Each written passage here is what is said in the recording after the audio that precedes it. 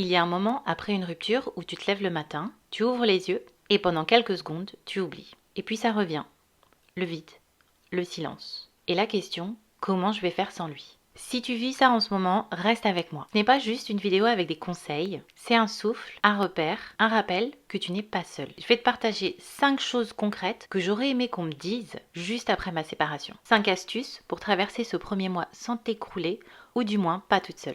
Salut, moi c'est Letty. Si tu trouves du réconfort ici, pense à liker cette vidéo sur YouTube ou à laisser 5 étoiles sur ta plateforme d'écoute préférée si tu as opté pour la version podcast. Ça aide la chaîne et le podcast à toucher d'autres femmes qui traversent ça aussi. Et si tu veux continuer ce chemin de reconstruction avec moi, abonne-toi, on avance ensemble. Astuce numéro 1. Tu n'as pas besoin d'un miracle, tu as besoin de structure, une routine. Mais pas une to-do list de 25 choses à faire. On peut commencer par 3 ou 5 choses que tu dois vraiment mettre en place. Tout d'abord, commence par te lever à une heure fixe. Lave-toi et prends le temps de te nourrir correctement. Habille-toi avec des fringues que tu kiffes et qui te font du bien. Et prends le temps d'être en mouvement. Marcher dans un parc, faire de la natation, du yoga, faire des étirements.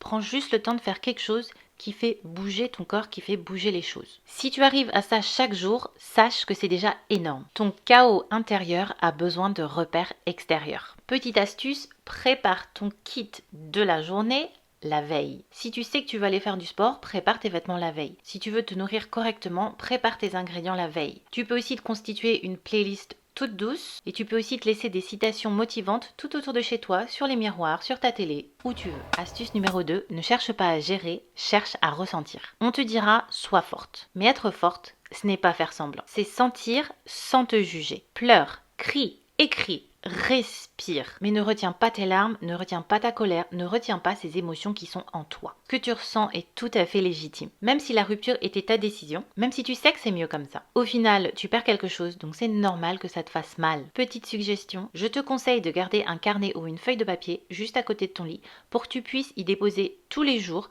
que ce soit au réveil ou au coucher, une ou plusieurs phrases, histoire de poser ton ressenti. Astuce numéro 3, instaurer un rituel de reconnexion à toi. Tu t'es perdu dans la relation, reviens à toi un peu chaque jour. Une balade sans portable, un bain avec ta musique, danser 3 minutes dans ta cuisine. Ce sont des mini-rituels qui te rappellent que tu existes en dehors de ton couple, que tu es une personne à part entière et que tu as des passions et des choses qui te sont propres. Imagine-toi comme une femme sauvage qui revient à sa lumière, pas à pas. Astuce numéro 4, ne reste pas seul dans ta tête. Le premier mois, l'isolement peut être un vrai piège. Tout tourne en boucle dans ta tête et tu doutes de tout. Appelle une amie, rejoins un groupe de parole, fais de la thérapie ou viens parler dans les commentaires. Je lis tout. Partager ton ressenti et être en contact avec d'autres personnes, ne serait-ce qu'une fois par jour, une fois par semaine, ça peut tout changer. D'ailleurs, si tu souhaites traverser cette épreuve avec d'autres femmes qui savent ce que tu vis, rejoins mon groupe de parole qui commence fin juin. C'est un espace bienveillant, doux et sécurisé, au sein duquel tu vas pouvoir partager ton ressenti,